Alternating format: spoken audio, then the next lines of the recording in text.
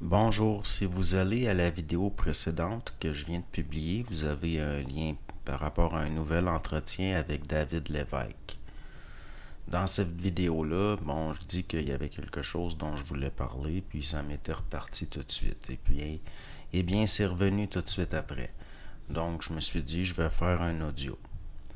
Donc, aussi, l'entretien avec David Lévesque, il y avait à un moment donné, on entend d'un haut-parleur des cloches d'église vers la fin. Je me suis informé, puis ce qu'on m'a dit, c'est qu'il y a possiblement eu un mauvais contact électrique parce qu'il était quand même assez tard là, quand c'est arrivé, puis il n'y avait personne. Puis ça s'est mis à sonner. C'est des choses qui arrivent, hein, c'est peut-être l'humidité. Donc, j'avais parlé dernièrement, à un moment donné, j'en ai fait mention plusieurs fois, s'il y a de l'émotionnel dans le mental. S'il y a de l'émotionnel dans le mental, on perd de l'énergie vitale.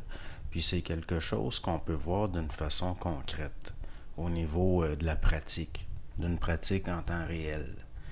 C'est-à-dire que si au niveau des formes dans votre mental, ça se densifie en étant chargé par de l'émotionnel, c'est-à-dire si on peut dire même avant la forme là, de l'énergie psychique, on perd la force vitale.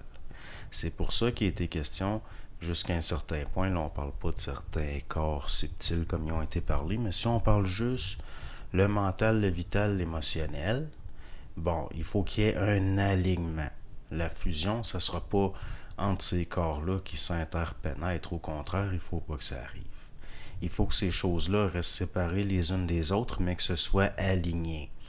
À ce moment-là, il y a un phénomène qu'on pourrait appeler un petit peu le rayon. Donc, si vous avez de l'émotionnel, puis ça, comme je vous dis, c'est une pratique, vous pouvez le voir par l'observation en temps réel.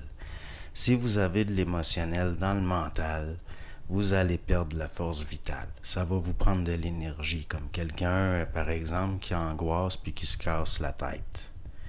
D'un autre côté, si vous envoyez du mental dans le vital, là, il y a un risque de somatisation. Puis ça peut même finir par des maladies. Au fond, ce sont des choses, c'est une mécanique assez simple, mais ça devient subtil parce que c'est des choses qui sont très difficiles à voir. Puis au fond, c'est très simple. Le problème, c'est que le corps mental, en tant que mental inférieur, ne peut pas s'augmenter par lui-même. Donc souvent, s'il y a du mental dans le vital, vous allez quand même avoir plus d'énergie. C'est-à-dire que au niveau de l'émotionnel, s'il n'y a pas de forme, vous allez augmenter un petit peu votre énergie psychique. Comme par exemple, là, on peut voir ça comme si vous envoyez du mental dans l'émotionnel, mais que c'est pas au niveau de densifier des formes, vous allez briser des formes, puis vous allez avoir de l'énergie qui est réacheminée à travers l'ego. Donc, vous allez récupérer de l'énergie parce que vous réglez des conflits. Un peu le contraire d'une somatisation. Donc, du mental dans le vital, ça peut engendrer plus d'énergie. Du mental dans l'émotionnel, ça peut engendrer plus de vital parce que là, on brise des formes, entre autres.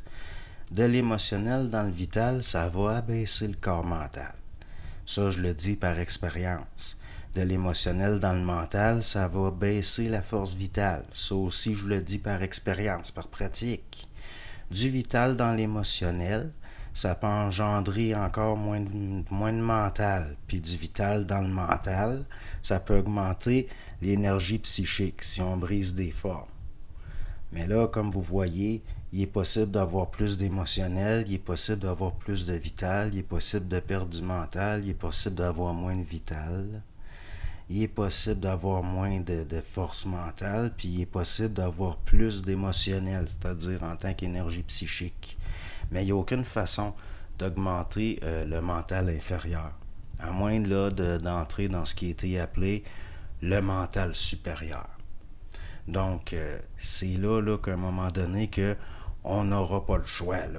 Il y en a qui n'auront pas le choix, ça va être une question de survie. C'est-à-dire, soit il va y avoir un affaiblissement à travers les structures psychiques, au point où le corps vital, puis va s'affaiblir, C'est des mécaniques qui mènent souvent vers une dégénérescence, ou même au niveau là, d'une perte d'énergie psychique vers de la dépression, et puis le corps vital va suivre.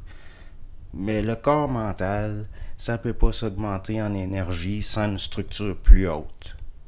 C'est impossible sans une structure plus haute.